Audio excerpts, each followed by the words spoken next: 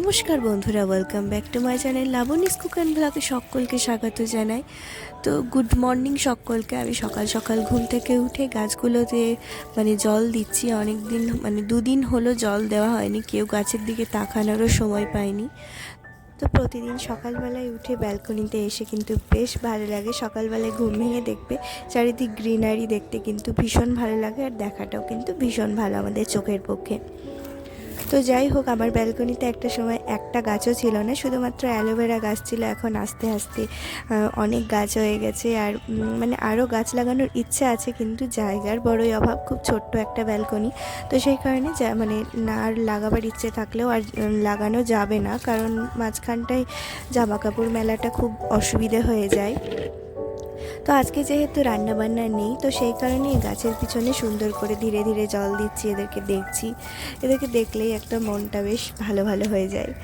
তো চলো এখন অন্যান্য কাজে হাত দিতে হবে, ব্রেকফাস্ট বানাতে হবে। আর আজকে রান্নার যেহেতু চাপ নাই, তো রান্নার চাপ না থাকলে একটা ভীষণ আনন্দের ব্যাপার। তো দুপুরে আর কি ভাতটা হালকা ফুলকা ডাল বা ভাত এরকম কিছু করবো, সবজি আছেই। তো চলো ব্লগটা শুরু করা যাক। এই টবের মধ্যে আমি অনেক দিন আগে একটা গাঁদা গাছ লাগিয়েছিলাম। তোমরা হয়তো দেখেছিলে যে গাঁদা গাছটা মরে গেছিলো, তো সেটারই আর কি গাঁদা শুকনো যে ফুলগুলো থাকে সেগুলো পড়ে আর কি বীজ বেরিয়ে গেছে, চারা বেরিয়ে গেছে, সরি বীজ বলছি, তো চারা বেরিয়ে গেছে।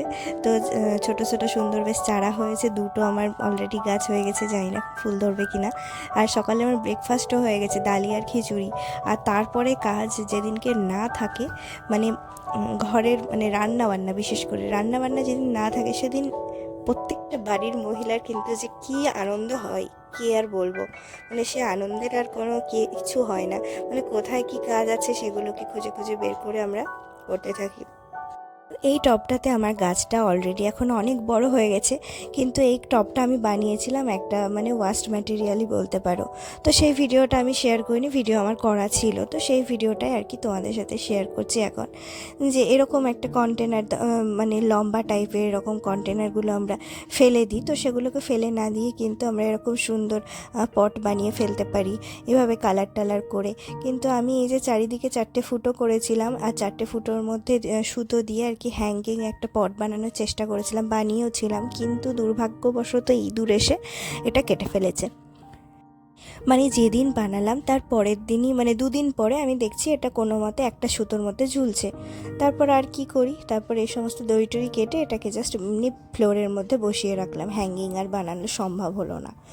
তো এই রকমই আরও একটা ওয়াস্ট ম্যাটেরিয়াল তোমাদের সাথে শেয়ার করছি। এটা হলো অনেক আগেকার পুরানো যে সমস্ত ম্যাটগুলো ছিল না, তো আমার শাশুড়ি মা এটা কিনেছিল, টেবিলে পাতার ম্যাট, ভাত খাওয়ার জন্য যে ম্যাটগুলো হয়। তো এই ম্যাটগুলো একদমই ফালতু বলতে পারো, এগুলো জাস্ট মোছাও যায় না, কিছুই না, বারবার ধুতে হয়। এগুলো টেবিলে রাখার থেকে না রাখাই বেটার বলে মনে হয়। তো কয়েকদিন পাতার পরে আর কি এগুলো ওঠানোই ছিল, কিন্তু দীর্ঘদিন থাকার ফলে কোনো জিনিস আর কি খারাপ হয়ে যায়। তো 5-6টা মতো ছিল, তো বেশিরভাগই আর কি খারাপ হয়ে গেছে।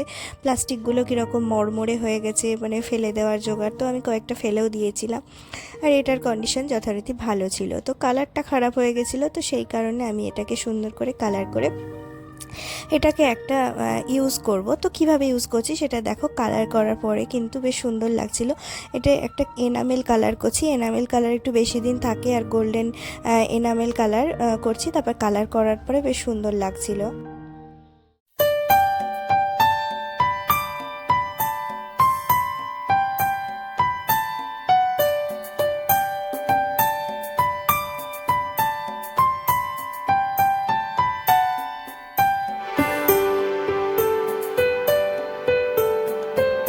তো এবারে আমার যে সেলফটা রয়েছিল, দেওয়াল আলমারি, দেওয়ালের মধ্যে সেলফ বানানো আছে 4টে, তার ওপরের দিকটাতে বেশিরভাগই জামা কাপড় থাকে, কিন্তু নিচের এই পোর্শনটায় কাপ প্লেট, ককারি আইটেম, যে সমস্ত জিনিস আমার এক্সট্রা, যেগুলো খুব একটা প্রয়োজন হয় না। আর বেশিরভাগই আমার এগুলো আর কি গিফট পাওয়া বা জন্মদিন উপলক্ষে এই সমস্ত যে সমস্ত গিফটগুলো যেগুলো লাগে না, এক্সট্রা কাপ প্লেটের সেট বলো, এই সমস্ত আর কি রাখা থাকে। তো জায়গাটা ভীষণ টুলো পড়ে একদম নোংরা হয়ে গেছিলো, তো জায়গাটাকে পরিষ্কার করে আবার জিনিসগুলোকে গুছিয়ে নিচ্ছি। তো এই জায়গাটাকে এভাবেই আমি গুছিয়ে রাখি। তো বিভিন্ন কাপের সেট এগুলো, তো এগুলোই আর কি, অনেক কাপ প্লেটের সেট জমা হয়ে গেছে আমার কাছে, তো সেগুলোকেই ঠিক করে গুছিয়ে রাখছিলাম।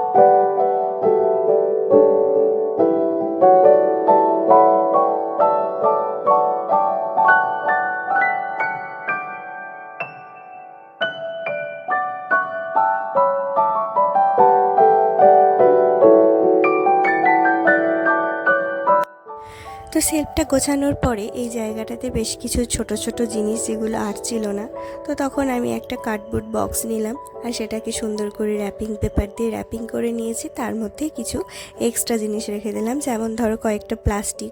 বাইরে যেতে গেলে কিন্তু এই প্লাস্টিকগুলো ভীষণ কাজে দেয়, ভেজা জামা কাপড় থাকলেও বা কিছু থাকলেও, বা অনেক সময় আমাদের কিন্তু প্লাস্টিকের প্রয়োজন হয়, তো সেগুলোকে আমি এটার মধ্যে অর্গানাইজ করে রাখলাম। তাহলে মানে একটা জায়গার মধ্যে খুঁজেও পাওয়া যাবে, আর যেহেতু জিনিসগুলো এদিক ওদিকেও ছড়িয়ে যাবে না। তো এক্সট্রা বেশ কিছু জিনিস ছিল, তো সেগুলোকে এর মধ্যে রাখলাম। এক্সট্রা নিউজ পেপার, এক্সট্রা কাগজ, এক্সট্রা খবরের কাগজ, এক্সট্রা কাপড়ের টুকরো, এগুলো কিন্তু আমাদের অনেক সময়ই এটা ওটা কাজ করতে গিয়ে কিন্তু লাগে, তো সেগুলোকেই আর এটার মধ্যে রাখলাম। তো এইরকমভাবে আমরা কিন্তু আমাদের ঘরটাকে ছোট ছোট ফেলে দেওয়া জিনিস দিয়ে ঘরগুলোকে সাজিয়ে রাখতে পারি।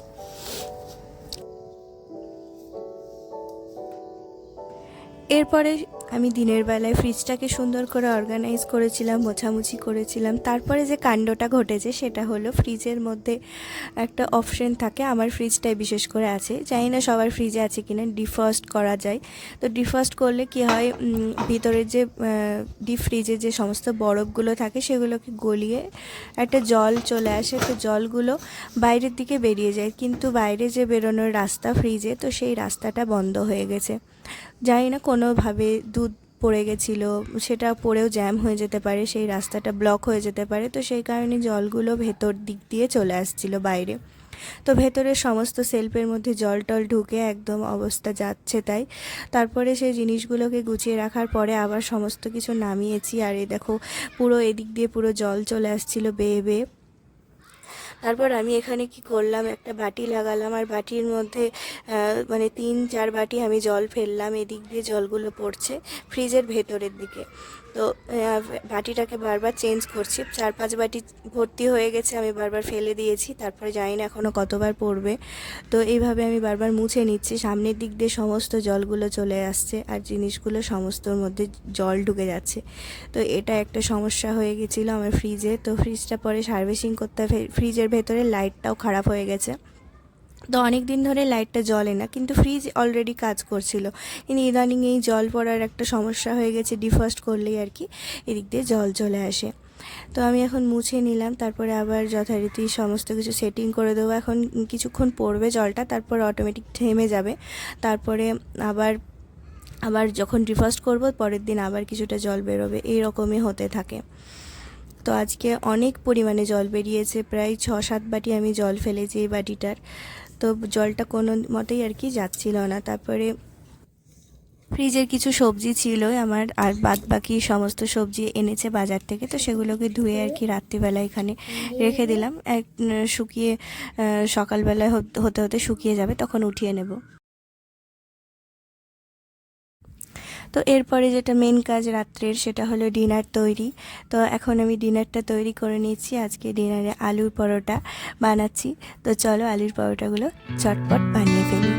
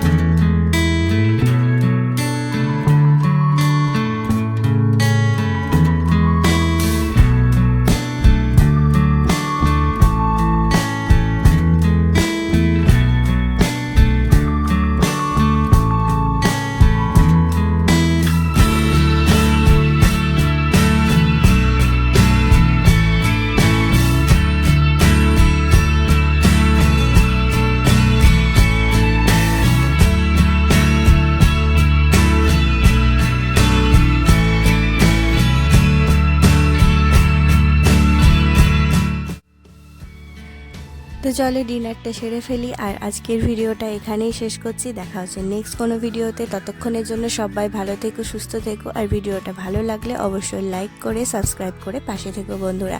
তো টাটা।